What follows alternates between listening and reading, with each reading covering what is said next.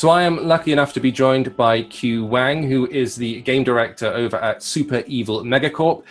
We've just seen the trailer for Catalyst Black. What is this game all about? Yeah, so Catalyst Black is a PvE/VP battleground shooter.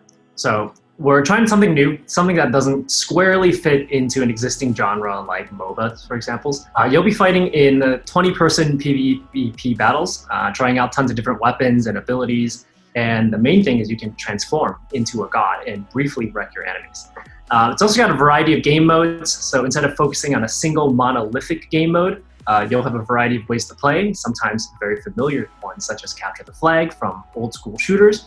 And then some other game modes would be newer ideas that are very focused on mixing PvE and PvP at the same time. So this is a mobile-only game, right? So it's mobile first, and it can be very tricky to get the controls for these kind of games to feel right when you're using touchscreens and virtual joysticks and that sort of thing. How do you get this feeling right on a mobile device? Yeah, it's definitely hard. We've spent a lot of time and learned a lot of lessons about building control schemes for mobile games, starting all the way back from Vainglory, our previous game. And at the start of it, I think the raw ingredient of good controls is just performance. And that's where a big part of controlling our own engine comes in. The biggest part of it oftentimes is that your design is correct, but you just need to get those milliseconds out. Just shave it off a little bit at a time. We also spent a lot of time honing both tap controls during Vainglory, but also joystick controls. And we're very happy with where it is today. Catalyst Black is actually going to be a game where someone playing in our playtest today, we've got people playing on their phones using touchscreen joysticks, on-screen joysticks. And then we have other players mixed in there playing with their Xbox PS4 controller, just Bluetooth into their device. And then we got some other players playing on keyboard and mouse, and all of them are mixed into the same combat situation, and they're able to pose, meaningfully and credible challenges to each other. Well, cross-platform is becoming so much more important now, especially with these huge multiplayer games. But this is a game where you determine your play style by your equipment, right? You don't choose character classes or anything like that. Yeah, that's right. So a lot of games are class or character-based, but this game is going to be very much focused on customizing your own loadout and playstyle. We wanted to greatly expand the range of options and the amount of customization that you can do, especially in a PvP game. So you can play as a long-range sniper, you can be an all-in sort of close-range assassin, or you can focus on healing your team.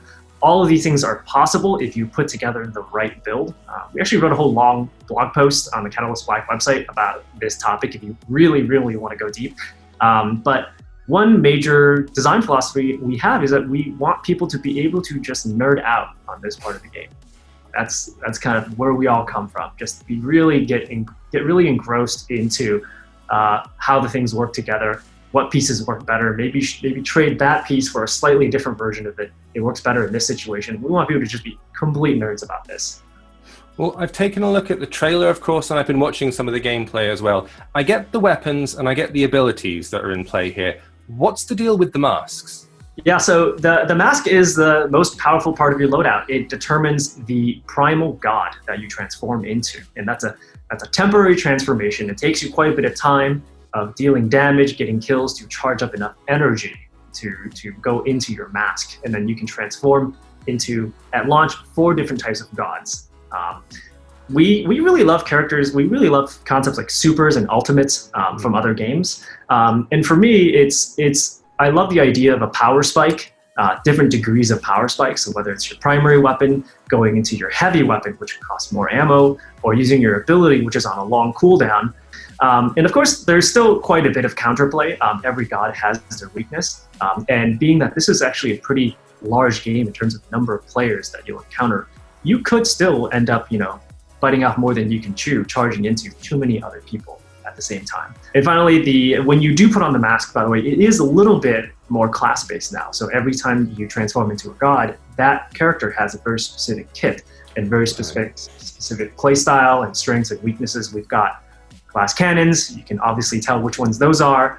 We've got more of a bruiser or tanks that can really just sit there and capture a zone in our more King of the Hill-like game modes. Well, you talk about encountering lots of other players online. It is a multiplayer game, but You've opted not to punish people for leaving. This is a drop-in, drop-out game system, right? Which not all games employ. Why was that the right choice for this one? In our experience with making Vainglory, having to wait a really long time to get into a match, whether it's for matchmaking or waiting for your friends to finish making their coffee or eating their lunch or whatever, just to be able to join you in the party. There's just a lot of waiting today in multiplayer games.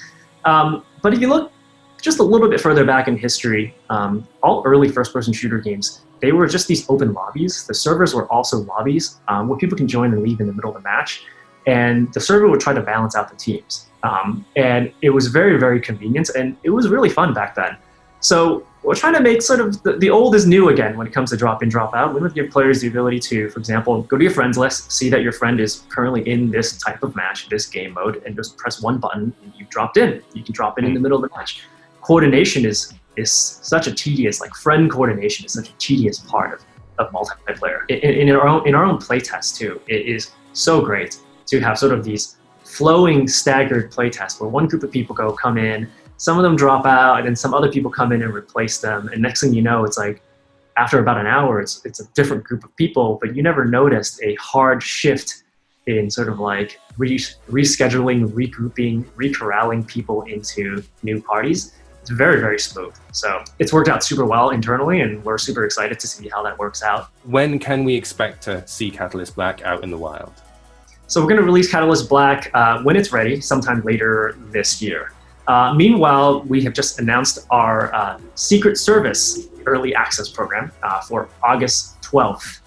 And anyone who wants to play the game sooner, wants to give their feedback and help us share the game, please head over to our Discord, discord.gg/catalystblack, or just look on our website, catalystblack.com, for instructions on how to get involved in the Secret Service. So just can't wait to see you guys and get your feedback and play with you guys.